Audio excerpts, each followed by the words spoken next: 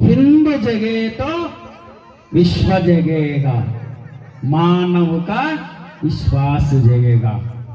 ఈ ప్రపంచంలో ఉన్నది ఒకటే ఒక ధర్మం, ఒకటే ఒక మతం. లోక సమస్త, తర్వాత లోక సమస్త సుఖినో భవంతు అనేటువంటి ఒకే ఒక్క దేశం భారతదేశం.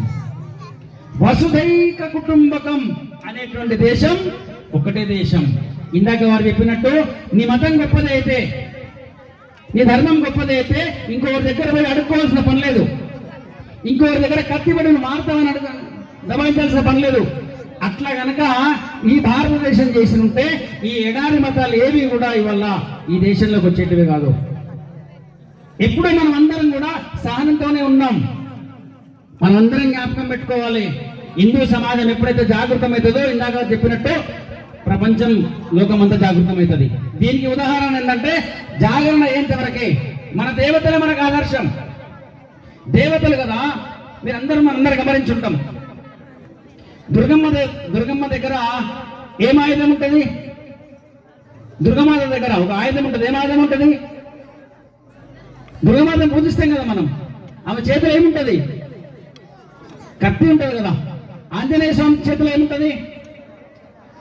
ఏముంటుంది ఆంజనేయ స్వామి చేతిలో? అయ్యప్ప దగ్గర ఏముంటది?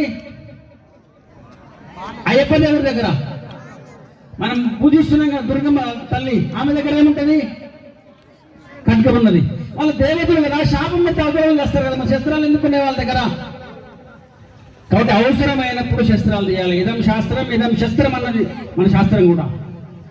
దాంతో పాటే నా దేవతలందరూ శస్త్రధారులే, కరుణామూర్తులే అయిన రణకర్కశులే అన్నది మనందరికీ తెలుసు. మన దేవతల దగ్గర ఆయుధాలు ఉంటాయి, సందర్భం వచ్చినప్పుడు బయటకు వెళ్తాయి. కాబట్టి వల్ల సంఘం 100 సంవత్సరాల తర్వాత మన ఎవరి మీద దాడి చేయడానికి ఈ కార్యక్రమాలు చేయలేదు.